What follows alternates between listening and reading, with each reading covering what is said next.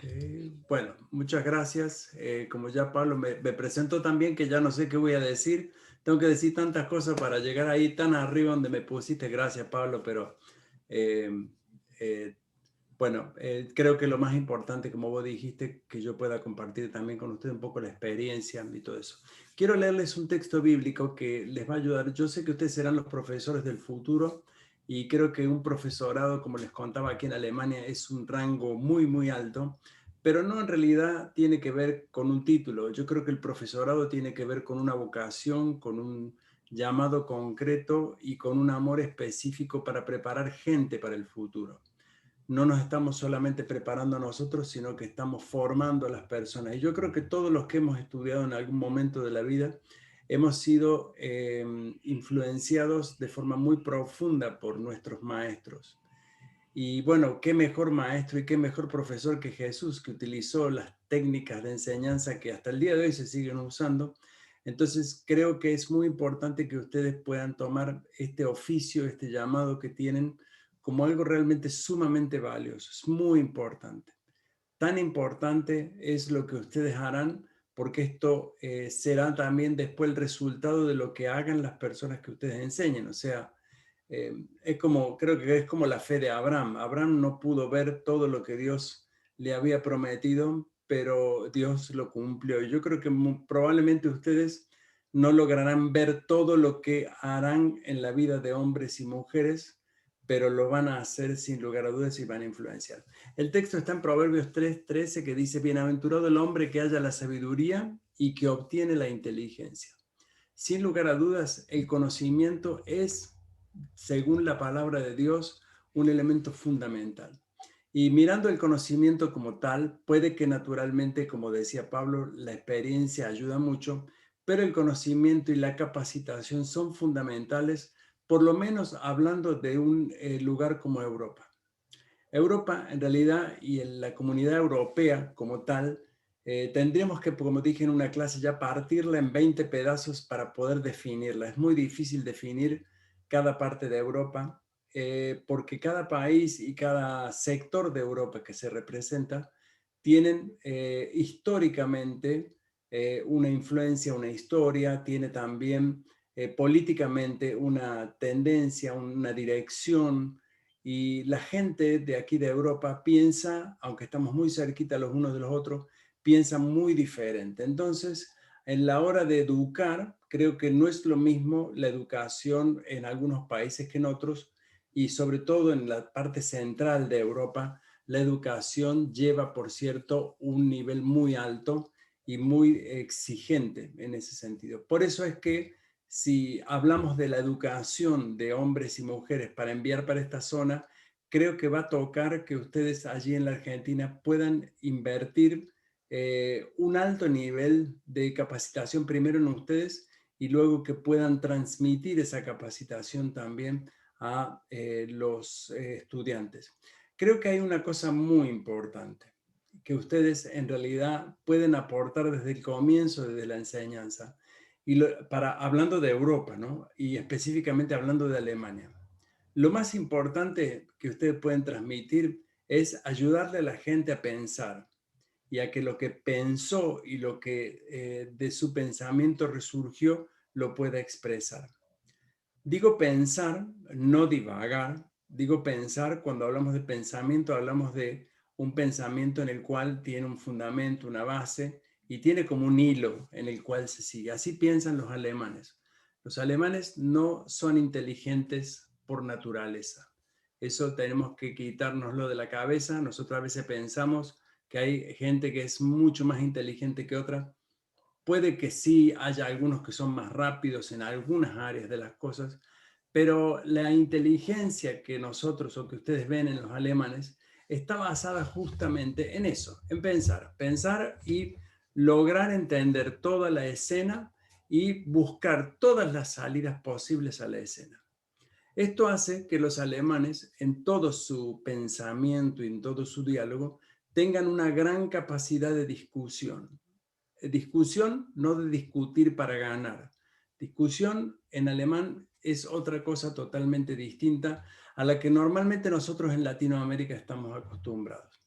Por ejemplo, si ustedes se sientan en Latinoamérica en una reunión de comité de la iglesia para discutir las nuevas reglas o las nuevas situaciones del edificio, van a encontrar que mucha gente va a defender posiciones de manera muy vehemente, muy fuerte, para lograr ganar o tener para sí mismo lo que piensa que es correcto. Esto es una lucha muchas veces de poderes. Aunque aquí también hay luchas de poderes, pero el alemán tiene la gran capacidad de discutir y trabajar en equipo. ¿Qué quiere decir esto? Que si tú, que estás al frente mío, me das un argumento bueno, un argumento bien pensado, un argumento que tenga, digamos, una estructura, probablemente que yo me dé cuenta que tu argumento y tu estructura es muy buena, voy a sumarme a ese proceso, porque me voy a dar cuenta que lo mío no tiene la estructura o no tiene el pensamiento que tenía el tuyo. Esto no es una humillación, esto es un poder de discusión. Y en el poder de discusión tienen la capacidad de hacerlo, llevarlo y trabajar muy bien en equipo. O sea, cuando ustedes educan a una persona, la pueden educar con mucho conocimiento, que está bien, pero tienen que educarla también a aprender a pensar y aprender a evaluar justamente estas opciones. De esta forma, los alemanes tienen un gran éxito en todo lo que hacen. Ustedes están viendo, por ejemplo, ahora el tema de la pandemia, es un ejemplo muy, muy claro. Los alemanes tienen un poder de autocrítica muy poderoso. Es decir, ellos cuando toman una decisión la tienen que haber pensado 50 veces y si salió mal, te van a caer 50 tipos encima diciendo esto no es así o esto no fue como vos dijiste que era. O sea, esta exigencia, es muy complicado por un lado. Entonces, el que el que hace algo lo tiene que haber pensado y lo tiene que haber pensado muy bien y lo tiene que haber dibujado, escrito, puesto en un papel y enviado a todos y por supuesto, como hace siempre, enviarlo 15 días antes para que el resto tenga el tiempo de leerlo y entenderlo. Creo que esta disciplina que los alemanes tienen suenan para nosotros los latinoamericanos muy complejas, muy difíciles de llevar adelante porque si uno no entra en este ritmo de pensamiento, difícilmente tenga siquiera una pequeñita opinión en una reunión. Y cuando uno va a una reunión de este tipo, lo digo porque yo participé en las reuniones de directorio muchos años, mi esposa actualmente está como representante de la parte latina en el directorio alemán, y antes de una reunión, mi esposa tiene que sentarse 4 o 5 horas a leer, ¿no? La lectura es todo lo que mandaron todos, todo lo que opinaron todos, y todo eso se va a poner arriba en la mesa, y eso es una carnicería, pero hay que conocer realmente qué es lo que está pasando. Por eso pienso que a la hora de capacitar a los futuros tenemos, y mirando a Europa como tal, tenemos que darnos cuenta que hay cosas importantes a tener en cuenta que son muy valiosos. Les decía la otra vez en la clase, por ejemplo, para entender un poco más o menos cómo es que funciona la cosa aquí, una de las diferencias muy interesantes que yo he notado como latinoamericano, sobre todo como argentino, es el formato que tenemos en Latinoamérica en cuanto al proselitismo, en cuanto a la evangelización, ¿no es cierto? En la Argentina hemos evangelizado durante cientos de años.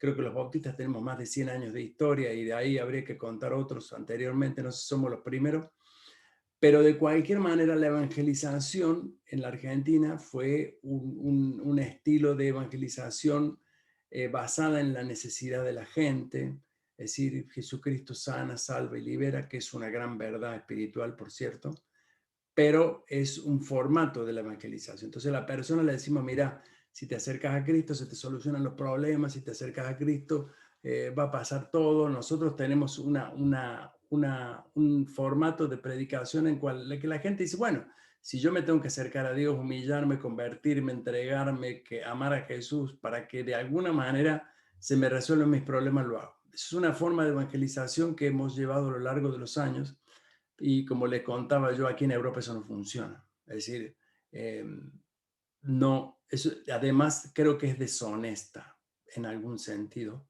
predicarle a las personas basado en sus necesidades y en promesas que nosotros hacemos, que por cierto son válidas. Vuelvo a repetir, no estoy diciendo que no son válidas, pero no estoy diciendo que podemos usar estos elementos de alguna manera para entregar de alguna forma un mensaje. Entonces, esto es lo que justamente en Alemania, por ejemplo, cuando hablamos de evangelización, no usamos estas cosas, no podemos usar esto. La gente, el alemán como piensa, como sabe pensar, sabe perfectamente que esto no es 100% así, que es un prototipo de fe, claro que sí. Nosotros creemos que Dios puede obrar, claro que sí. Y Dios puede obrar. Pero cuando no obra, no tenemos argumento para eso, porque también entendemos la soberanía de Dios. Entonces, como estas cosas no se pueden explicar, como estas cosas no las podemos encajonar para que la entienda una cabeza alemana, una cabeza europea, entonces tenemos que dirigir la evangelización desde otra perspectiva totalmente distinta, enseñando cuál es la base del mensaje, cuál es el amor de Dios, cómo funciona el amor de Dios, cuál es la profundidad de la misericordia de Dios y por qué el acercamiento de Dios a nosotros. ¿Me entienden? Ese es otro tipo de diálogo totalmente diferente y totalmente nuevo. Entonces, como decimos nosotros, hablamos siempre del Evangelio como la buena noticia. Yo digo, eh, aquí en Europa, en Alemania, el Evangelio no es ninguna buena noticia. La gente no la entiende como tal. Para ellos una buena noticia sería un evangelio que de alguna manera les muestre algo diferente a lo que ven y que lo muestren con obras. Entonces, es como decir, eh, hace lo que hagas y mientras menos hables, mejor. Entonces, ese es un poco el concepto y la mentalidad aquí en Europa. Los europeos viven de diferentes preocupaciones, los caminos son diferentes a Argentina y a lo que es Latinoamérica, por eso es que el formato de predicación tiene que ser diferente. Una cosa muy importante al momento de educar es justamente tratar de entender el formato donde la persona va a llegar para predicar. Entonces ustedes van a capacitar a hombres y mujeres, los cuales los van a tener que adaptar al formato al cual ellos van. Yo creo que hoy en día debe existir una enseñanza preparada para el alumno, dirigida concretamente a lo que va a hacer. Hoy lo vemos en todos los oficios que hay actualmente. Ustedes van a estudiar, aquí pueden estudiar cómo se puede edificar un fundamento. El alemán se concentra en eso, no piensa en la casa que está arriba, piensa concretamente en lo que debe tener el fundamento y se pone dentro de eso en una forma que el tipo haciendo fundamento es un genio, un crack. Y así ese individualismo y esa concentración a lo concreto es un poco lo que nosotros en realidad en la educación teológica, o vamos a decir así, no tenemos vamos más a lo general. Y yo creo que en un futuro hay que mirar y hay que ayudarle a ver al estudiante y a descubrir su llamado, por supuesto, y después ayudarle a ver a dónde quiere ir, cómo es que quiere llegar a ese punto. Las necesidades de esta cultura son diferentes, por eso los latinos que se preparen para Europa tienen que realmente tener una capacitación adecuada, buena, exigente, por un cierto, y porque aquí no le van a perdonar ni una. Y aquí le van a exigir haber hecho su capacitación al mismo nivel. Por cierto, no sé si ustedes saben, pero todos los estudios teológicos, sea del mundo que sea, no son reconocidos en Alemania. O sea, si ustedes vienen aquí con un doctorado en yo qué sé, está bien, probablemente una universidad los contrate, los enseñe, pero si ustedes quieren hacer reconocer el título aquí, Alemania tiene sus propias reglas y tiene sus propios formatos. Entonces, todos esos formatos, esos convenios entre universidades, todo eso es muy complejo.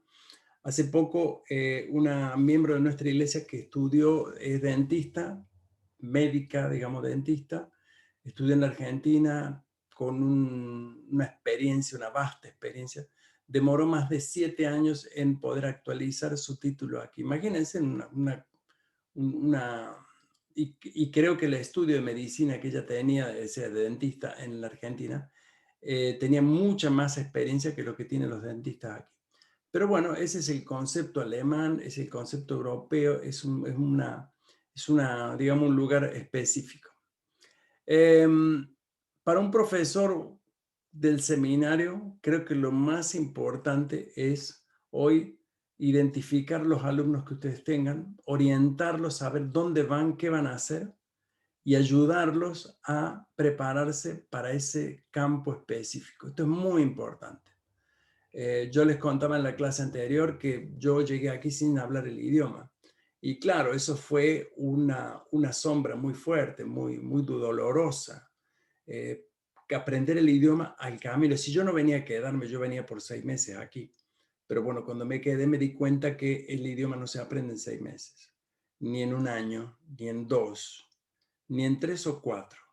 El idioma requiere una dedicación muy profunda y un entendimiento porque, como les contaba también, yo tengo 30 años de vivir aquí y cuando me siento a ver un programa de televisión donde comienzan a hacer chistes, bromas, muchas no las entiendo. Entiendo todo lo que dice, entiendo todas las palabras, todo completa la frase, pero no entiendo el trasfondo cultural, no entiendo, no mamé eso de pequeño.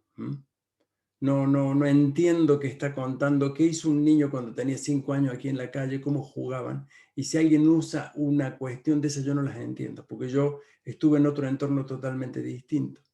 Entonces, me cuesta mucho hasta que entiendo, y muchas veces la gran ayuda son nuestros hijos, que se criaron aquí. Yo tengo 2 hijos que se criaron aquí, entonces les pregunto, che, pero esto no entiendo nada.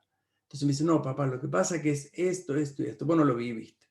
Entonces, esta cuestión de la capacitación creo que es un gran desafío para ustedes, para nosotros que estamos aquí todavía, un gran desafío.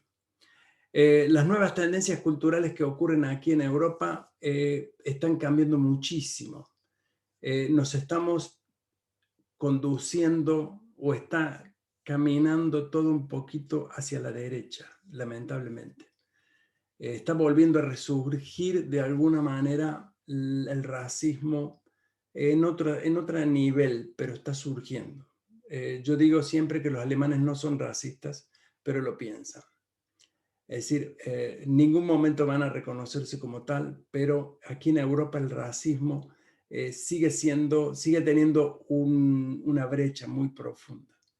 Y cuando se miran de este a oeste o cuando se miran de norte a sur, sigue habiendo esa historia que los marcó. Alemania es por sobre todo un país que ha luchado con toda Europa. Es decir, el único amigo creo que tuvo fue un poco Italia. Y bueno, los españoles creo que no se metieron en nada porque no quisieron tener problemas, pero en realidad no tuvo amigos. Entonces, Alemania sigue siendo una potencia muy fuerte y los demás siguen pensando todavía que los alemanes son todos unos nazis, asesinos y todas esas cosas. Entonces, esas cosas que a lo mejor ustedes no las van a ver nunca en las noticias, está en el ambiente, está en el aire. Creo que lo que hizo Alemania hace algún tiempo, aquí en Múnich sobre todo, cuando comenzó la pandemia, fue algo increíble, que cambió un poco también la historia, fue que Alemania envió ayuda con la vacunación. Alemania está, aunque está defendiendo sus derechos, está tratando de tener una mentalidad social muy fuerte, muy fuerte. Es decir, ellos quieren apoyar a todo el resto del mundo porque saben de qué manera el resto del mundo los ve. Ellos saben perfectamente que son vistos desde el holocausto que ocurrió. Eso está en la marca de ellos y es algo prácticamente hasta el momento imborrable. Entonces, todo lo que hacen, lo hacen con mucho cuidado. Tenemos, gracias a Dios, por ahora una primera ministra que es cristiana, la Frau Merkel. Es una creyente de muy buen fundamento de fe, hija de pastores luteranos. Tenemos un ministro de Baviera que es un creyente nuevo nacido, un hombre excelente en la fe. Es decir, por ahora tenemos todavía estas ayudas, pero realmente estamos en una situación en que la gente muy difícilmente se acerca a la iglesia. Es muy difícil evangelizar, muy difícil, sobre todo para los alemanes, complicadísimo. Pero bueno, como les contaba la última vez en la clase, decíamos, los latinos queremos dar vuelta a esa opción y ser un apoyo para la iglesia local. Pablo, Sony 46, ¿vos me dijiste 45 o te entendí bien? Está bien, está bien, está bien. Si quieren hacer una Quería pregunta. abrir un poco el Sí, tema para las preguntas, porque yo creo que a lo mejor ahí les tiré varios temas que deben haber surgido preguntas y me gustaría poder responderla y poder abrir algún punto que les parezca importante, ¿no? claro.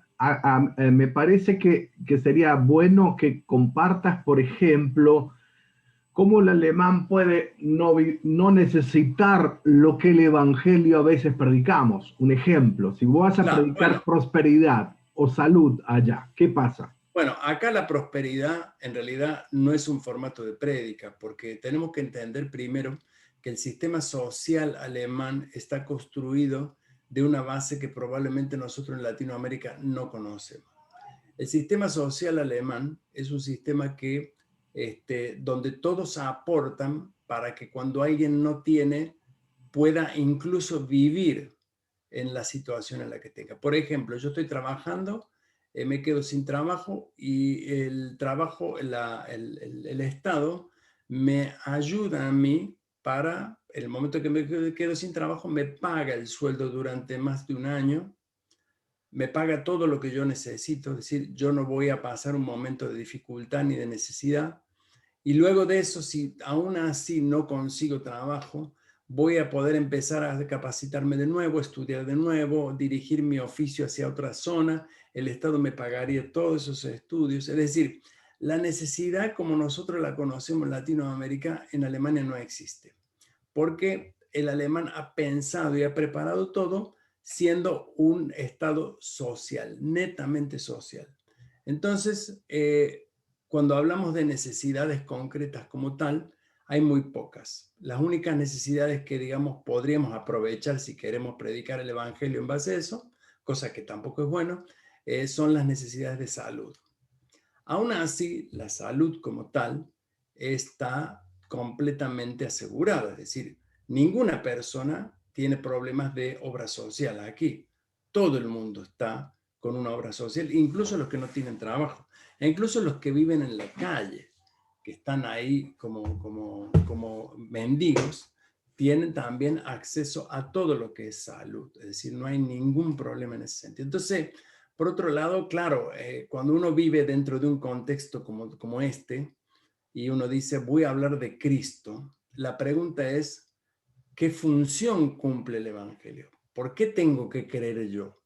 La otra cosa también que los alemanes en su historia conocen la fe cristiana, son todos educados como creyentes. Acuérdense que Alemania es cristiana, se denomina como tal, se define actualmente como tal. Incluso el gobierno actual lo ha dicho varias veces. Creo que es una forma de protegerse también del Islam, ¿no? Que también lo tenemos un poco muy dentro de la sociedad con la gran cantidad de turcos que inmigraron también a Alemania.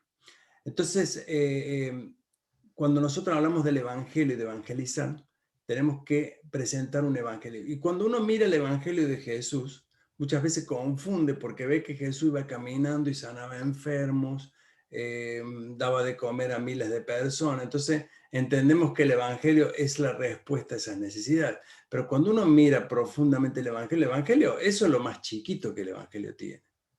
Porque en realidad a lo que Jesús concretamente vino no fue a darle de comer a 5.000 personas ni de sanar a 4 o 5 personas o a miles. Lo que vino Jesús a hacer es hablar de la esperanza de vida eterna que tenemos y a dejar en claro que nada de lo que tenemos en este mundo en realidad puede servirnos en el futuro. Entonces, el perfil al cual nosotros le damos al Evangelio cambia totalmente.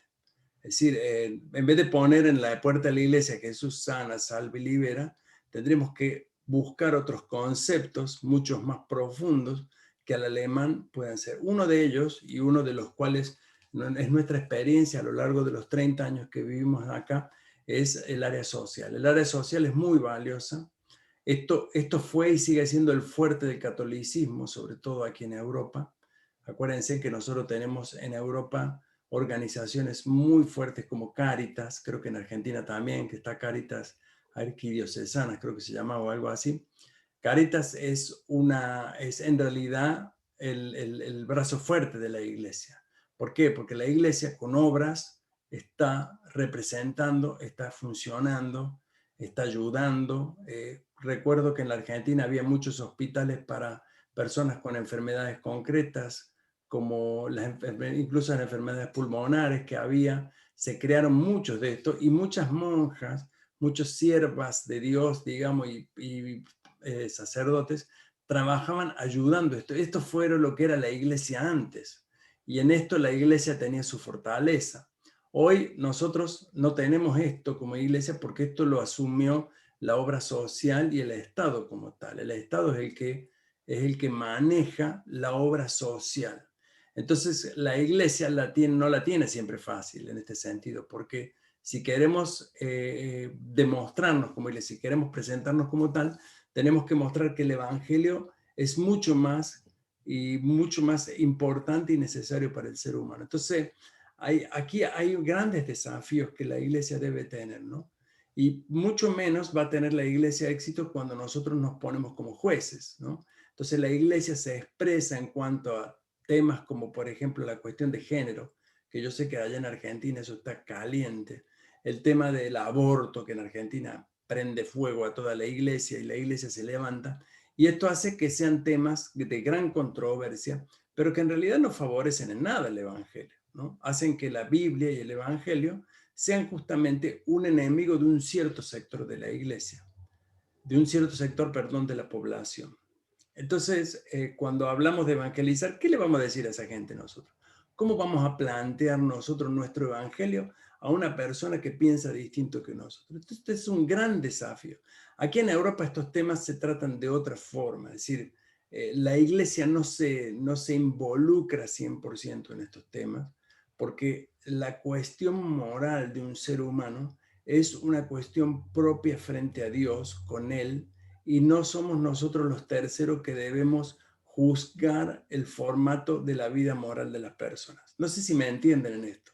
Esto es bien complicado, pero es muy realista. Entonces, si alguien viene a mi iglesia y muestra que tiene una tendencia que no pega con lo que la Biblia dice, muchas veces nosotros somos unos criminales del evangelio que lo crucificamos, lo matamos y le decimos, hasta que no te arrepientas de tu pecado, no tenés lugar con nosotros.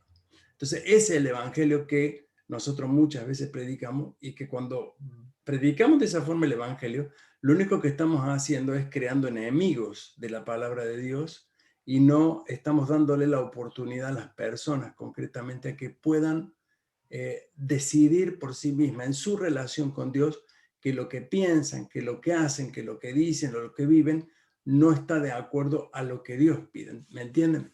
Entonces, es muy difícil pararse en un púlpito y decir, todos los que no hagan esto se van al infierno, ¿no es cierto? Y las personas van a tener que decir, bueno, la Biblia no es para mí. El evangelio no es una opción, porque Dios me rechazó. Entonces, este punto es muy clave, y esto va a llevar puede llevar a la iglesia a la muerte, podríamos decir. No digo que va a morir la iglesia, pero va desacreditando lo que la iglesia es como tal, ¿no? Es decir, vemos ahora el tema ahora está muy candente el tema aquí en Alemania con lo que fue el abuso sexual que hubo de parte de la iglesia en años anteriores. Es otro tema que oscurece la iglesia de una manera increíble. Y claro, la gente se preguntará, ¿pero qué es el evangelio? ¿Esto es el evangelio? ¿Esto es lo que Cristo habla? ¿Dónde se ubica esto? Entonces, y esto ocurre, ¿saben por qué? Porque la gente sabe pensar, porque la gente aquí piensa, la gente lee, la gente se informa. Pero nosotros estamos acostumbrados, yo me acuerdo en Latinoamérica, a predicar cosas que la gente tampoco sabía. La gente no tenía ni el más mínimo conocimiento de la fe ni de la palabra de Dios. Entonces uno le decía, mira, esto es así, la gente lo tomaba como tal. Incluso yo recuerdo, no quiero usar ningún ejemplo, pero recuerdo que hemos usado desde el púlpito cosas que son científicamente no probadas, sin ningún fundamento ni teológico, ni científico, ni espiritual. Entonces, cuando hablamos de educación, cuando hablamos de evangelización aquí en Europa, estamos enfrentándonos ante un titán muy grande, Y la única forma de enfrentar ese titán es teniendo una capacitación clara, concreta, una definición clara de nuestro evangelio, vivo realmente como debe ser. Y eso es un poco cosa. No, yo cuando hablo de esto me caliento un poco, pero escuchen, yo soy una persona que creo 100% en la palabra de Dios. Yo no soy inmoral, no creo en las inmoralidades, no estoy defendiendo eso. Estoy pensando y estoy tratando de hacerles ver a ustedes lo que se ve en el campo de batalla, no en los libros, ¿no? Porque en el campo de batalla es donde nos vamos a enfrentar con estas cosas. Pablo, no, La iglesia José Luis es una iglesia viva. Hay pocas iglesias acá, sí. No es un culto, digamos, de la iglesia alemana. Bueno, ahora sí, me gustaría las preguntas de ustedes. Yo le dije que esta clase te va a tirar de preguntas dale, dale, dale. que hay disparadores ya. ¿Hay preguntas? No hay preguntas. Yo Dale. podría hacer una. Dale. Sí, dale. Viendo estas diferencias culturales, ¿no? De latinoamericano con el Alemania específicamente, que es donde está el profesor. ¿Cuál es el aporte, digamos, más, o cuáles son los aportes más importantes como latinoamericanos que podemos, o que llaman la atención allá, o que les resulta, no sé cómo, valorado o atractivo en Alemania? Bueno, mira, te lo voy a decir con algo que me vas a entender como argentino. Lo atamos con alambre. Creo que es una de las cosas que el europeo ve en nosotros como latinoamericanos, que estamos dispuestos a echarle batalla a cualquier cosa, aunque no tengamos todas las herramientas. Y esto incluye también la fe. La fe, yo creo que lo que tenemos los latinos como gran bastión nuestro, como gran fortaleza nuestra, es nuestra fe limpia, una fe que le cree a Dios, más allá que del otro lado hayan 100 tanques de guerra con municiones nucleares y que nos van a disparar, y nosotros acá estamos con un pequeñito escudo así, bueno, tipo David y Goliat, más o menos en esa línea, ¿no? Y creo que eso es muy valioso, sumamente lo pueden ver. Nosotros tenemos la experiencia con la iglesia alemana, o sea, mi esposo y yo estamos pastoreando la iglesia, la parte hispana de la iglesia aquí en Múnich, y somos dos iglesias juntas, la alemana y nosotros. Ellos tienen todo el formato que yo les conté antes: cabeza, pensar, evaluar, calcular. Hace poco estábamos justamente haciendo una reforma en la iglesia, le contaba la otra vez. Es una reforma que en principio nos dijeron que eran 400.000 euros, creo, 500.000 euros. Y en la última reunión terminaron que eran 3 millones de euros. Entonces, claro, porque no, y que si vamos a hacer algo, hagamos lo que tenemos que hacer, y si vamos a cambiar esto, cambiemos lo otro. Ustedes vieron cómo, no es que tenga la plata la iglesia, tiene que meter en una deuda, porque si tuviéramos 3 millones en la cuenta no habría discusión. El punto fue que los latinos en su aporte dijeron, una pregunta: ¿es necesario todo esto? Y los latinos dijeron, si esto lo tenemos que pagar, lo vamos a terminar pagando nosotros, porque ustedes van decreciendo y nosotros vamos creciendo, o sea que la deuda va a ser nuestra. Y nosotros los latinos no tenemos necesidad de 3 millones de euros para tener un edificio precioso, hermoso, con todos los chiches. Podemos vivir de otra manera. Y esa humildad, esa, digamos, disposición a decir, mira, yo no necesito una Ferrari, puedo andar en un Citroën 12B y voy a llegar al mismo lugar. Ese es un aporte muy valioso también, y una disposición muy valiosa. Por sobre todo en la parte de la fe, ¿no es cierto? Decir, bueno, ¿cómo administramos? ¿Cómo estamos administrando nosotros lo que es de Dios? ¿Cómo estamos haciendo? Estamos derrochando. Una de las mujeres, me acuerdo que dijo en la reunión, me contaba a mi esposa, porque yo no estoy en ese comité, y me decía que dijo, nosotros somos una iglesia que tenemos una historia, y como nuestra historia tenemos que demostrar que podemos hacer esto. Y los latinos le dijeron, nosotros no tenemos que demostrar nada. No tenemos necesidad de demostrar ninguna cosa de esa. Entonces, esos aportes de una visión mucho más simplista, más lo atamos con alambre y va a funcionar lo mismo, creo que son aportes súper importantes también. Y la Buenísimo. reflexión de fe. que eso también vale mucho, ¿no? Decir, bueno, yo le creo a Dios y yo sé que el Señor me va a sustentar. Si esta es su voluntad, yo le creo a Dios 100%. Y eso para el alemán piensa distinto. Él dice, bueno, si vamos a arreglar esto, necesitamos saber si vamos a tener la plata. Si no tenemos la plata, ni la fe nos salva. Entonces, esto es un aporte, digamos, que los latinos hacemos mucho. Bien. Bueno, ¿cuál es la segunda pregunta? ¿Qué tal? Entiendo que es cierto, en Latinoamérica me acuerdo haber leído un par de libros que el profesor Pablo nos pasaba, que el predicar se basaba más en el contexto de esto, de la ayuda social y demás. Me gustaría, si puede José Luis, profundizar esto de cómo predicarle a un europeo que vive en un estado que se encarga de todo, digamos, y que no tiene estas necesidades en este sentido de, ok, ¿qué le explicamos del amor del Señor? Ok, o a pensar, o me pareciera ser también que tiene hasta un pensamiento casi,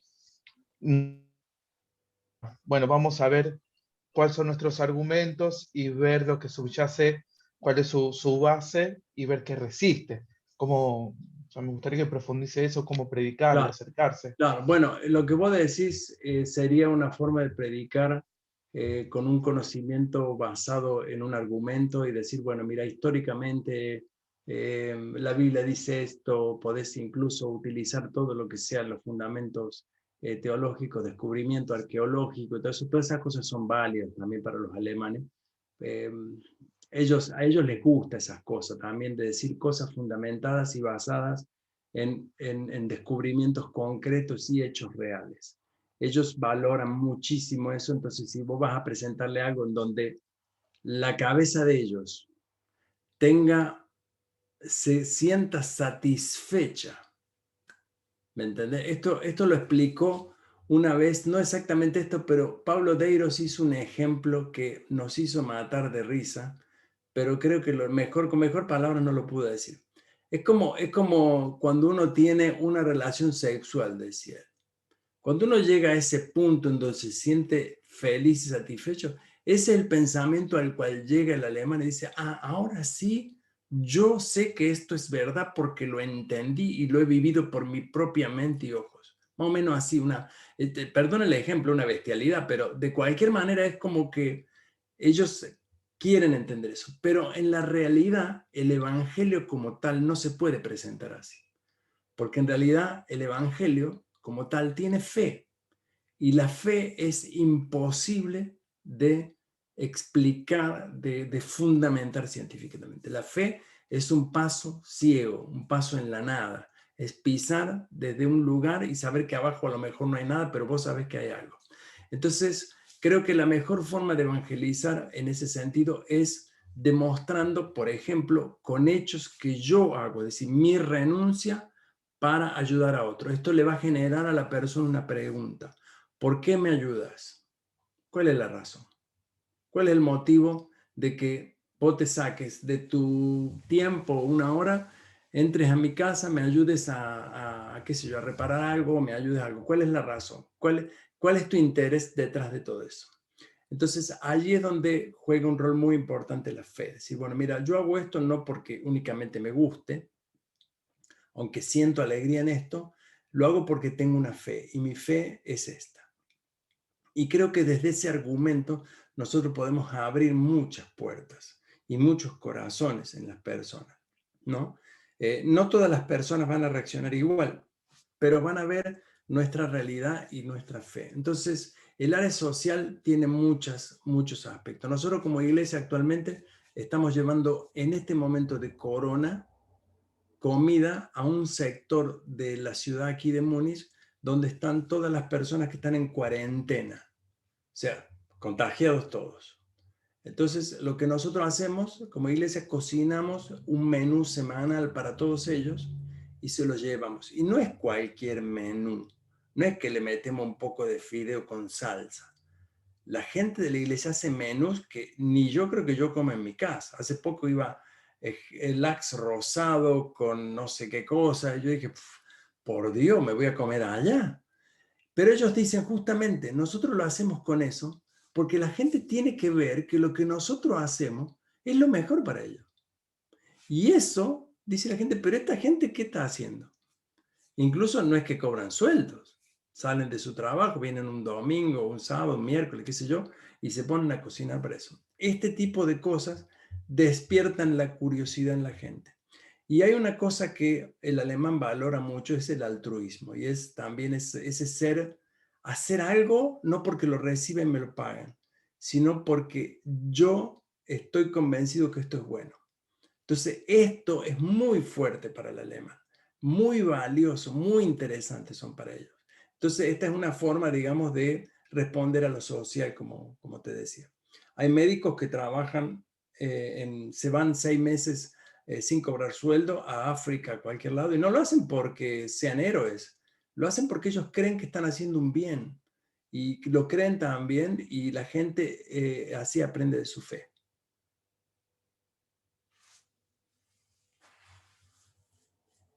Es un tema, no es fácil la misión en un territorio así. Mm. No. Yo creo que Argentina ya está cambiando también. Yo Sí, creo que sí, la sí, sí. Argentina no sé si va a seguir funcionando así. No. Cada vez estamos experimentando, ensayando cosas nuevas y bueno, ha cambiado muchísimo. Lo popular acá no es que funciona tan. También hay muchas iglesias que se ingeniaron. Claro. Me gustaría también, la vez pasada te escuché hablar, el rol pastoral, y te vi trabajar también en tu iglesia, y que el rol pastoral es distinto que la perspectiva del personalismo acá. ¿Por qué es así? Sí. Bueno, lo que hablamos la otra vez era que en la Argentina tenemos un rol pastoral muy, a ver, digamos, los pastores aquí en Alemania no somos apóstoles o no somos personas de gran autoridad a la cual no se le discuten los temas. Si los pastores somos parte de la iglesia, por cierto, y tenemos una responsabilidad de orden espiritual. Entonces, lo que yo vi, por ejemplo, en la Argentina, vemos también que ese rol pastoral es mucho más fuerte allá, mucho más, no sé si utilizar la palabra más dictatorial, puede ser que sí, ¿no? Aquí eso no funciona, aquí lo bajan de un tiro porque ya tuvieron un dictador que se llamaba Adolf Hitler y no quieren tener otro. Entonces, un pastor tiene que medir concretamente que su vida y su liderazgo no tiene que ver con poder, ni tiene que ver con el rol que ejerza como tal. O sea, como pasó creo que en la Argentina o en Latinoamérica, hay se confunde mucho también esto, porque hay líderes que quieren ser líderes de los líderes y los líderes de los otros líderes. En Alemania eso no funciona bajo nada, porque el alemán, acuérdense lo que yo les dije al principio, el alemán está acostumbrado a trabajar en equipo. Y cuando se reúnen, son un equipo. Y cuando quieren hacer algo, quieren lograr la meta que han decidido. Entonces el pastor tiene que tener esta función de demostrar que es un líder, pero un líder como enseñó Jesús. Jesús dijo que el que quería ser líder tenía que ser siervo, ¿no? Entonces, esto es justamente un principio excelente en este sentido. Servir a Dios, ser siervo, pero a la vez influenciar de esta forma a quienes tenemos a nuestro alrededor. Entonces, yo creo que también el liderazgo en Argentina, por lo que yo conocí y por lo que muchas veces veo, muchas veces tendríamos que cambiar algún poco esto para que la iglesia también cambie, ¿no? Para que la iglesia no sea mirada desde la perspectiva del pastor únicamente, que la iglesia sea vista como una comunidad de fe, no como la iglesia del pastor fulano de tal. Desde esa perspectiva, nosotros ya estamos perdiendo, el evangelio está perdiendo fuerza, porque el evangelio es una persona o se concentra en una persona. Entonces, yo creo que la iglesia, y esto sería tema para una clase, hablar de la iglesia del futuro. ¿Cuál es la iglesia del futuro? Y creo que el corona ya nos dio un cachetazo para ir preparándonos, ¿no? ¿Cuál es la iglesia del futuro? ¿Cómo reacciona la iglesia del futuro? ¿Dónde va a demostrar la iglesia del futuro el evangelio? Y yo creo que si no nos acostumbramos a pensar esto y a buscar las opciones, creo que las vamos a tener muy difícil en el futuro. Pero bueno, como te decía Pablo y como me preguntabas vos, creo que el pastor aquí tiene que ser un siervo para funcionar. Muchas veces es muy denigrante también esto, les confieso, porque los miembros aprovechan esto y te meten 4 cachetazos y te tenés que quedar callado. Pero yo creo que como aprendimos con mi esposa, los pastores lo único que tenemos que hacer es no perder la visión espiritual. El resto no nos tiene que importar mucho. Tenemos que saber cuál es la misión espiritual que Dios nos dio y tenemos que llevar a la iglesia a ese camino. Como decía el Salmo 23, vieron que dice que a lugares delicados me va a llevar el Señor. Y eso creo que un poco a pastos ricos, a un ambiente en el cual yo voy a estar pleno y completo con el Señor. Entonces ese también es un poco el rol pastoral. No sé si te referías a eso, Pablo, pero más o menos era lo que habíamos hablado la vez pasada, ¿no? Esto es un rol horizontal. Sí. La sociedad está Yo, compuesta por una mirada horizontal y no vertical. no, vertical no existe. Además, yo le contaba la vez pasada que yo el domingo, cuando llego a la iglesia, no, yo lo primero que hago, le preparo el café a todo el personal de la iglesia. Yo lo hago. Yo se los llevo y yo se los sirvo. Y yo entendí que ellos ven en mí esa persona que no me están sirviendo a mí, yo lo estoy sirviendo a ellos. Entonces, el rol de ellos cambia completamente, ¿no? Incluso ellos por ahí me preguntan cosas cuando yo les digo, mira, este es tu liderazgo, haz lo que vos tengas que hacer, vos sabés lo que tenés que hacer. Entonces, cuando, claro, no tienen una opción y me pueden preguntar, por supuesto, pero yo creo que esa horizontalidad da mucha más flexibilidad a nosotros los pastores, nos hace estar más tranquilos, no nos tenemos que estar defendiendo de un puesto que vengan y nos metan un cuchillo por la espalda, porque nosotros no estamos defendiendo un lugar, estamos sirviendo en un lugar. Y desde la posición de servicio, como dice la palabra, nadie los va a poder molestar cuando ustedes estén sirviendo. Oye, es maravilloso ver cómo esto funciona en una ciudad grande como es Múnich. José Luis, que viene de Argentina, no hace falta que él se autoproclame. No, para nada. No hace falta nada. Ellos ya lo saben eso. Y funciona además tenemos una iglesia que la gente es muy linda, la gente tiene una humildad increíble, gente muy sencilla. Y sabe una cosa, una vez me dijo un costarricense, me dijo algo que me dejó frito. Y él me dijo, pastor, esta iglesia no la sostienen los ricos, la sostenemos los pobres. Y tenía razón, me di cuenta de años después. Él dijo, el dinero que la iglesia necesita no viene de los ricos, va a venir de los pobres. Y vos sabés que es así, cuando vos miras, la iglesia la sostienen los que menos tienen. Es así. No, hasta el día de hoy, te estoy hablando de 30 años después. Es exactamente así como lo dijo él. Bueno, yo me haría miembro ahí en la iglesia de José. Dale, venite, que no, hace falta acá. Me iría 6 meses solo para aprender. No hablaría una palabra. Aprendería alemán primero y después solo para aprender. Bueno, ahí vas a necesitar una eternidad para aprender alemán. Sí, no, pero no, yo entiendo, yo viví entre los alemanes. Y pastoreo en la iglesia. No sé, Víctor, ¿querés hacer una pregunta? Yo sé que estamos fritos con el tiempo, pero por ahí Víctor tiene algo en la galera y no quiero que, o Pablo o Jonathan. Aunque no. Una de las cosas que, bueno, lo que preguntaron era algo que era para preguntar, me parece, no fue muy rico las respuestas. No, pensaba en esto cuando dijiste de que Angela Merkel es cristiana y que Alemania como que se denomina o se identifica como cristianos. La pregunta es, esa autodefinición como cristianos o que Angela Merkel pues, dice que es cristiana, ¿es el cristianismo que nosotros acá como argentinos o latinos entendemos? ¿O es otro tipo de identificación de cristiano? Porque viste que hay países que también se identifican como cristianos, pero no, en la práctica, no, digamos, no lo llevan a la práctica, ¿no? Claro. Entonces, mira, te lo respondo con algo que dijo ella. Ella en un momento dado le dijeron a ella que el Islam iba a transformar a Alemania. Y es verdad, el Islam viene muy fuerte.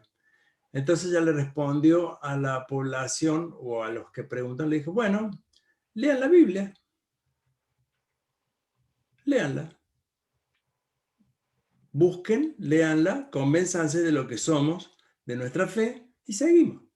Es decir, lo que ella provocó de alguna manera. Yo sé lo que vos decís, no nos olvidemos que los políticos, por más cristianos que sean, tienen 50 pistolas en la cabeza de todos los sectores los que gobiernan. Acordate que el gobierno alemán es federal, es decir, no gobierna Merkel, gobierna una fracción que se hizo una relación con otra fracción y están gobernando de alguna manera con compromisos, que eso al alemán es su forma de gobierno. El gobierno se maneja con compromisos. Entonces llegan a un acuerdo, tienen que arrimarse, ceder un poco, los otros agarran otro poco y así gobiernan. Entonces, claro, no hay un gobierno dictatorial cristiano que diga Merkel, acá seguimos todo. No obstante, ella creo, para mí concretamente, yo no la conozco personalmente, por supuesto que no, pero sé que es una creyente convencida de su fe y como tal, convencida de su fe. Del ministro presidente de Baviera sí te puedo decir que es un creyente como quizás lo describiríamos en Latinoamérica, porque es un creyente nacido nuevo, aunque yo pienso que la señora Merkel es una cristiana real. No nos olvidemos que acá viene otro tema, pero si sacamos este tema necesitamos otra hora, porque en realidad el punto es, ¿qué es un creyente? ¿Qué es un creyente nuevo nacido? El que hizo una oración de fe. Si un creyente es el que hizo una oración de fe, somos todos creyentes. Para mí un creyente no es el que hizo una oración de fe. La oración de fe es la parte más chiquita de nuestra decisión como tal. La vida del creyente es cuando demuestra con sus hechos y con sus actos que tiene tal fe. Y eso yo creo que es fundamental, ¿no? Y ahí quizás lo podés ver en el gobierno de algunos que dicen ser cristianos o que apoyan a los cristianos, si su vida aporta realmente esto. Y yo sería un poquito más fanático de la Frau Merkel que de lo que sería de Trump, por ejemplo, que tiene toda la iglesia en la espalda, ¿no es cierto? Entonces, todo este tipo de cosas creo que, no sé si es fácil mezclar la política con la fe, ¿no? O definirla desde la fe a la política o al revés. Es muy complicado. Pero bueno, yo te podría decir, por lo poco que conozco de ella, que me parece una persona bastante honesta y bastante cuerda en sus decisiones, mirando a la palabra de Dios. Nada más, eso es lo único que puedo decir. Ahora, si tiene una fe verdadera, no lo sé. No sé si se autodefine cristiana por haber tenido un padre pastor, ¿no? Es un Bien. buen tema, eso No, eso sería para unas 3 horas hablar de no, eso. 2, 3 horas. No, no, gracias. Igual fue bastante claro y creo que entendiste a dónde yo iba y creo que hay por lo que vos decís, se diferencia de lo que yo te preguntaba con quizás otros personajes o Claro. u Fíjate otros que países. ahora con la vacuna, con el tema de la vacuna, Alemania está en el ojo de la tormenta, porque Alemania tiene los derechos de la famosa vacuna Pfizer. En realidad es una vacuna alemana. Y cuando están diciendo que liberen las ¿cómo es que se llaman? Las patentes, a los alemanes no les gusta eso. Porque los No, no alemanes quieren. dicen, claro, no lo quieren, pero por una razón. Fíjate vos, no es una razón económica. Es una razón porque esa vacuna, junto con otras, es un arma muy poderosa a nivel mundial. Y si ellos no están abriendo la patente de una vacuna, están descubriendo una tecnología, que es otra cosa. Y al descubrir una tecnología y entregársela en las manos de países que harían cualquier tontería con esa tecnología, entonces los alemanes dicen, no, nosotros les regalamos la vacuna si quieren a todo el mundo, a todo el planeta, pero la tecnología es nuestra, porque esa tecnología que acaban de descubrir, porque esto es algo nuevo, les cuento esto porque el novio de mi hija sabe del tema, estudia y es bioquímico, bueno, no sé, tiene un montón de títulos, no sé cuál es concretamente, pero él sabe bien de esto. Y este sistema nuevo que han descubierto puede lograr la cura de muchísimas otras cosas. Entonces, esto es el principio pequeño así de una cosa que en realidad está en las manos de ellos. Ahora viene otra vacuna alemana que sale dentro de poco, que es igual que la Pfizer, pero esa la va a administrar solo Alemania. Ahora estamos, digamos, Alemania está atada con Estados Unidos ahora, porque no tenía la infraestructura como Pfizer para repartir la vacuna por todo el mundo. Pero ya Alemania en estos 6 meses abrió como 3 o 4 fábricas y puede repartir vacunas al mundo entero. Dentro de poco va a hacer eso. Entonces, Merkel en su gobierno no está defendiendo en realidad algo equivocado, sino que está tratando de defender algo para que la gente no lo maneje mal. Ellos piensan que si estas nuevas tecnologías caen en manos de otro, puede ser otro Hitler en cualquier parte del mundo. Bueno, es importante esa aclaración que haces porque, como bien vos dijiste, la mirada por ahí de este lado, es decir, que Alemania cuando se negó era algo comercial, totalmente comercial, ¿no? No. Que no era con este argumento que vos... Claro. En realidad, los malos de la película, si vamos a buscar algo malo, primero son los yanquis, hay que ser honestos. Los americanos dijeron, nosotros primeros. Eso te demuestra, eso Alemania nunca lo va a decir. Nunca Alemania va a decir nosotros primero. Incluso Alemania, teniendo las vacunas para todo el país, dijo, no, la vamos a repartir en Europa. Y Alemania cargó con ese peso de repartir todas las vacunas con toda Europa y le dio a países que jamás llegarían a una vacuna, Rumania, Bulgaria y muchos otros. No hubiesen tenido nada, porque no tenían la plata para eso. Pero Alemania dijo, repartimos entre todos. Y aquí los alemanes mismos le dijeron a Alemania, pero ustedes están locos, piensen en nosotros. Y el gobierno dijo, momento, somos una nación social. Y se acabó. Y eso demostró a Alemania que tenía mucha más capacidad de la que puede tener otros países que pensaron solo en sí mismos, ¿no? Es muy lindo el tema. Yo creo que si uno se pone a hablar de esto, va a descubrir que yo no soy un defensor de Alemania, cuidado, ¿eh? No soy ni defensor en ese sentido, pero tengo la vista acá, yo veo las cosas aquí adentro, ¿no? Entonces, por un poco que lo miro desde esa perspectiva.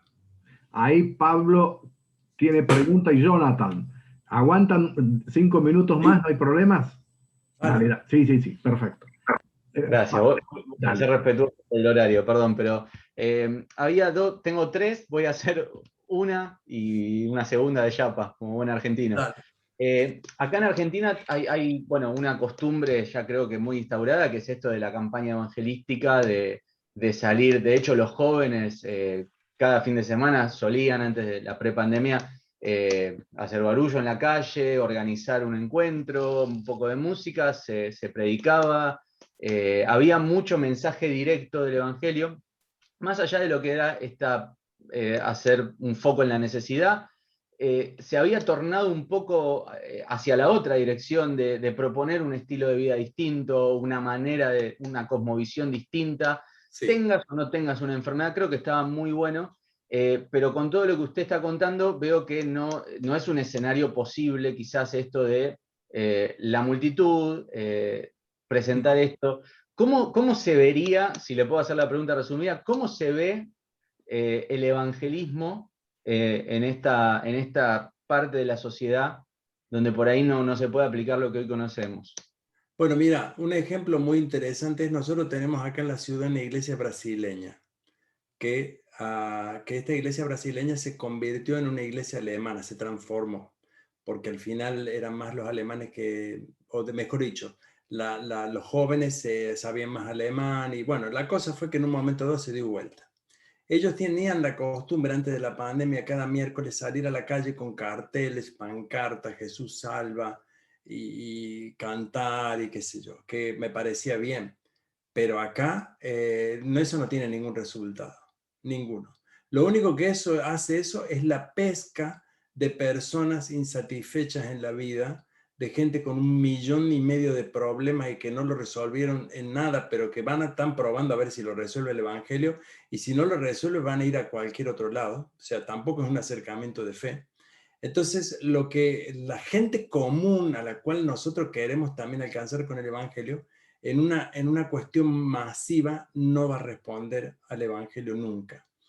Salvo que hagamos un concierto de música metálica o qué sé yo, super rock y con todos los chiches y la mejor tecnología, ahí podés llegar a juntar mucha gente. La pregunta que ellos te van a hacer es decir, pero ¿me invitaste a escuchar música o me invitaste a evangelizarme? ¿A qué me invitaste? Entonces ahí vamos a fallar de nuevo, porque por más que vos le muestres que sos técnicamente tenés todo, ellos van a lo que vos lo invitas. Entonces, si vos los invitas hoy a un evangelismo, la gente no va a ir nunca, jamás. ¿Para qué? ¿Cuál es la razón? ¿Cuál es el motivo? ¿Qué me reúne? Es decir, yo creo que los creyentes durante los últimos años hemos estado jugando a una reunión que queremos hacer donde queremos impactar a la gente. Y al final, los que hablamos de la reunión somos nosotros solos. Decimos, viste qué lindo, qué genial, qué espiritual que estuvo.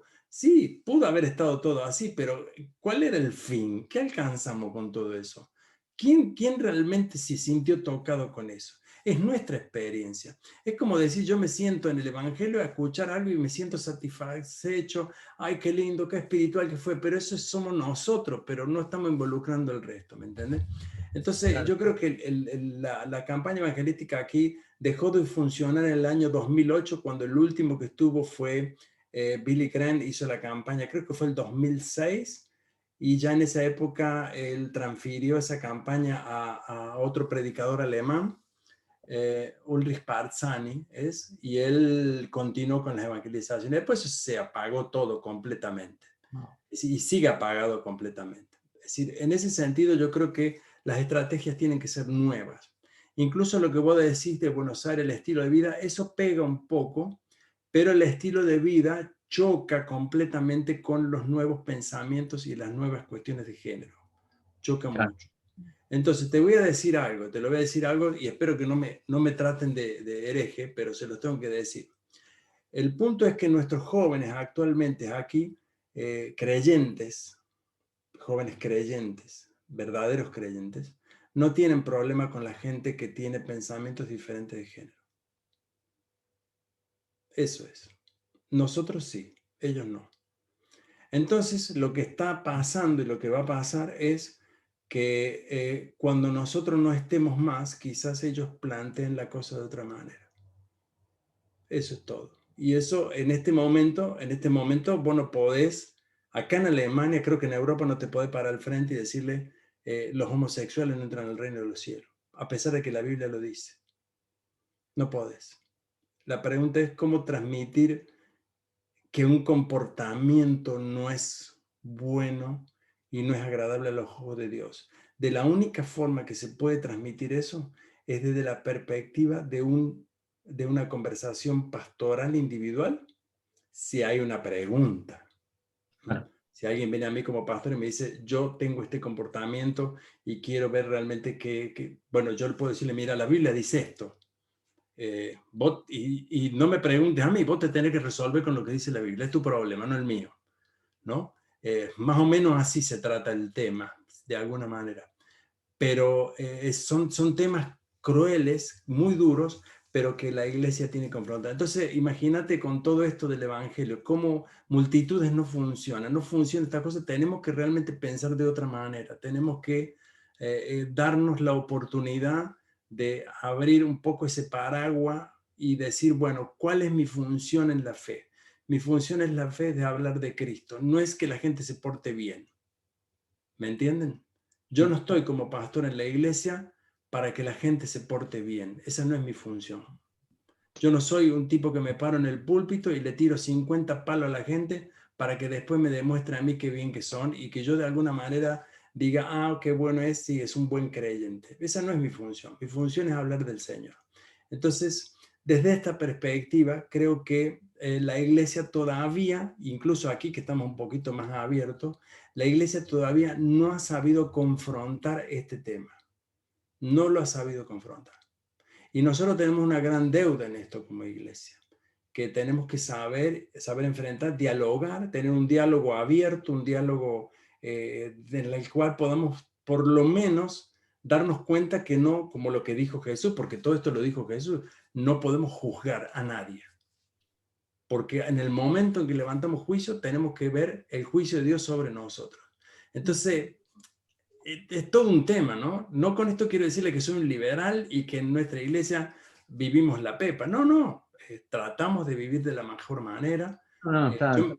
Claro, yo me acuerdo que hace tiempo llegó un hombre a nuestra iglesia vestido de mujer. Les cuento esto cortito.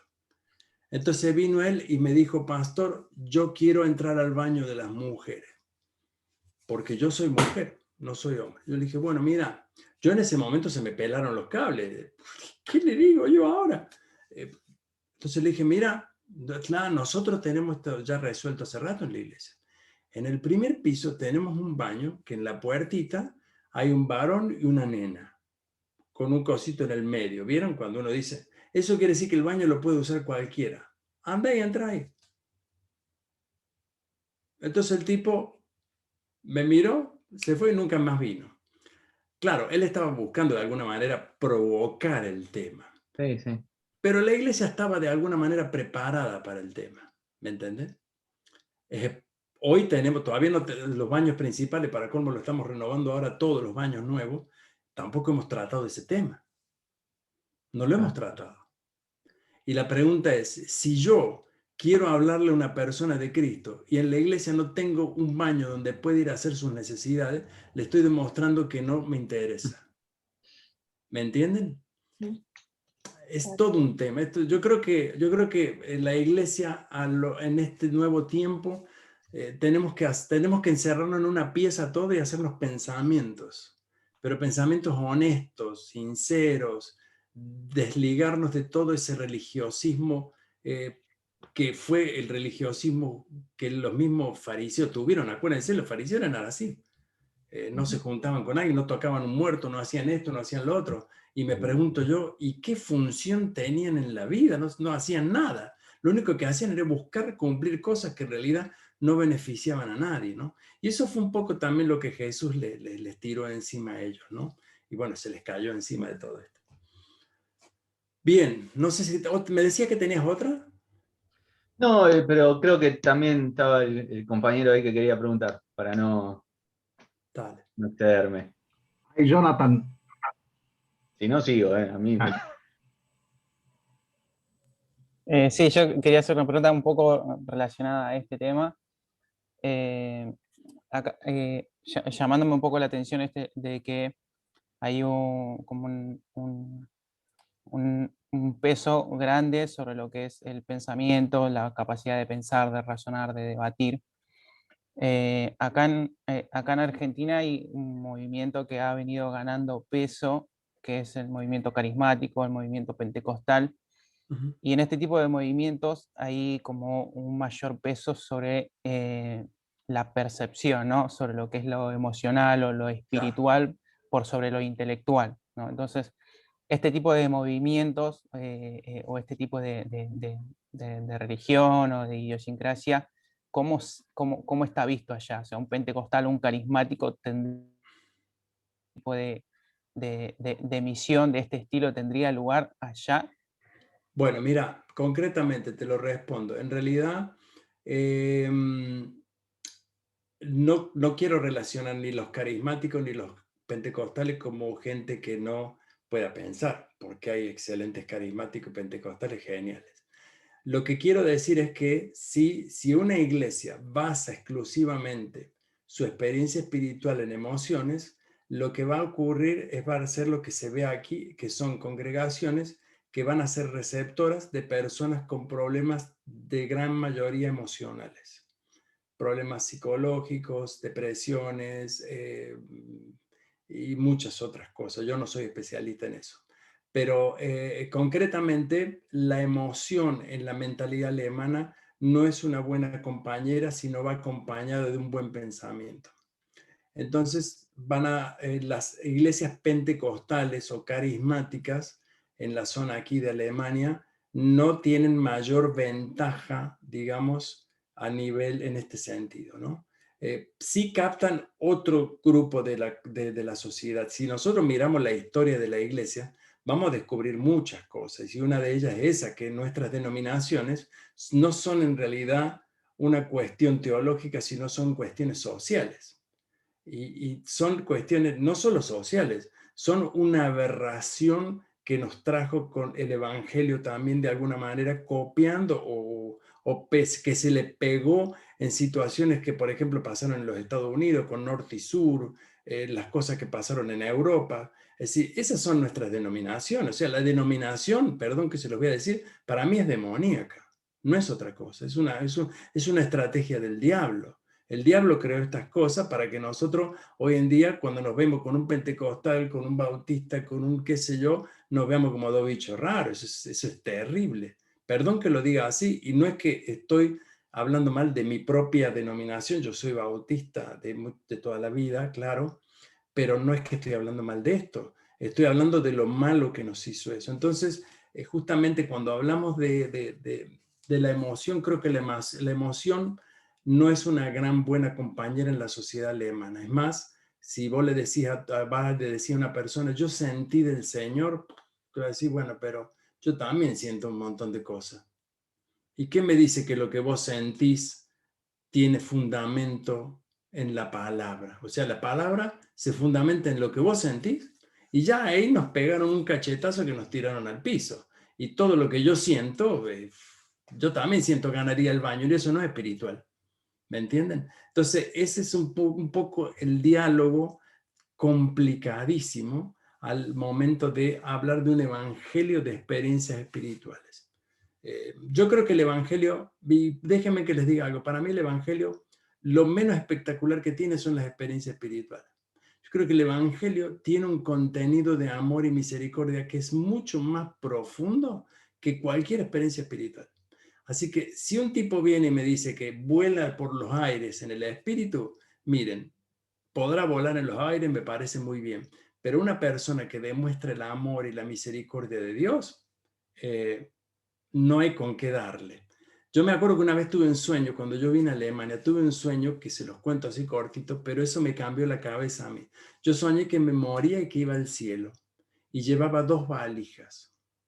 Y cuando llegué a la presencia de Dios, había un fuego hacia el costado. Esto es un sueño durmiendo, no es un sueño espiritual. Y cuando yo vi ese fuego al lado de ahí, yo tenía mis 2 valijas y me dijo Dios, ¿qué traes? Yo le dije, bueno, en una valija la abría y le digo, yo aquí traigo todos los tratados y las Biblias que me habían dado para repartir, y bueno, esto es lo que me quedó. Y me dice Dios, tíralo al fuego. Yo digo, pero ¿cómo voy a tirar la palabra? Tíralo al fuego. Y la tiré y se quemó como un pelo. Entonces, en la otra dice, ¿qué traes? Bueno, acá en la otra yo traigo todos los nombres de las personas que les hablé del Señor. Aquí está todo. Y me dijo, tíralo al fuego. Y lo tiré y se quemó. Entonces me dijo Dios una cosa en ese sueño. Para mí fue un sueño increíble. Me dijo, si hubieses traído obras de misericordia y de amor, el fuego no las hubiese consumido. Ahí me cambió el concepto del evangelio a mí totalmente. Yo desde ese día pienso distinto, porque yo digo, el evangelio es misericordia. Jesús se enfrentó con una mujer que había acabado de tener una relación sexual con un hombre que no era permitido, una mujer que estaba en adulterio. ¿Y qué le dijo Jesús? No mereces tener el lugar en la congregación del Señor, no mereces ser una judía, sos una prostituta, sos esto, ¿Le dijo eso? No. Le dijo, el que tenga libre de pecado que le tire la primera piedra. Entonces, ese es el evangelio. ¿Me entienden? Eso es el evangelio. Y desde la perspectiva de la multitud o de la experiencia espiritual, el evangelio es lo más pequeñito. Lo que pasa es que nosotros lo exaltamos como lo más importante. Es el punto. Nosotros decimos, ¿hablas en lengua? No, pero bueno, tenés que hablar en lengua, ¿has visto alguna cosa en la vida? No lo he visto. Entonces evaluamos, no, este no es espiritual, este es un hijo del diablo. Entonces, esas son las cosas que yo creo que a nosotros nos falta cambiar como iglesia. Yo creo que habría que, miren, yo hasta a veces pienso que tendría que deshacer el edificio y edificar uno nuevo, con otro pensamiento, ¿no? Y eso es justamente lo que creo que como iglesia debemos hacer, crear una iglesia que demuestre que el amor de Dios es inmenso, porque el amor de Dios es inmenso. Entonces, el amor de Dios no lo va a poder enfrentar nadie. Espero haber respondido más o menos a la pregunta, pero no pasan esas cosas aquí en Alemania, pasa muy poco de que haya gente que se tira al suelo. Sí hay algunos movimientos, pero el que va a esa iglesia, si no está acostumbrado a eso, desaparece. No va más. Buenísimo. Tendríamos 2 horas más. Eso es un tema. Te dejo la cátedra a vos, No, José Luis. yo te voy a meter en problemas, a mí no me pongas ahí, porque yo estoy lejos, entonces todo lo que diga a mí no me cae encima. Faltamos las clases y nos quedamos, ya fue. Claro, sí. No quiero quedar mal con los otros profes. Igual yo les voy a subir 2 links a ustedes y este es otro que ustedes podrán disfrutar y después pueden entrar en el link de la iglesia de Múnich, donde está, no solamente en Múnich, estás en Nuremberg y en otros lugares. Claro. Bueno, y hay un montón de cosas para comentarle y arreglar más el chip que tenemos nosotros. La idea de esa clase también es ir rompiendo nuestra cabeza y ver que hay otros mundos más allá de nosotros. Bueno, y le dejamos tranquilo también a Joseph porque él necesita dormir, es a la 1 de la mañana. No, tranquilo. Hoy el chat no lo tengo, así que lo presté a un vecino. Sí. Un amigo mío se lo presté por 3 días a mi perro. Por eso no lo viste ahora entrar. Jack, claro, mi hijo tuvo que rever otra vez el video para ver el Jaco. Es el perro. No, pero decirle que el Chuck tiene Facebook, está en Chuck Malnis, ahí lo va a encontrar todos los videos de él. Bueno, dice que también los alemanes llevan perros a la iglesia también. No, bueno, no, en nuestra iglesia nosotros logramos eso. En mi iglesia se puede ir con el perro. Vos podés ir con tu perro, por supuesto que lo tenés que tener ahí con vos. No, un Jack tiene que ser un Jack. Ya se agarró a pelear con uno, entonces dijimos, bueno, pueden entrar con el perro, pero mientras no ladre. Pero es verdad, nosotros permitimos el perro en el culto. Pero bueno, Joseph, muchas gracias. Bueno, sabes, esto es oro en polvo. Después lo sigan viendo, y bueno, seguramente lo vamos a tener en otra materia más, en la teología de la avísenme cuando quieran. Podemos algún día charlar así espontáneamente también sobre temas. Yo creo que es importante. Me encantaría tenerte en teología de la misión.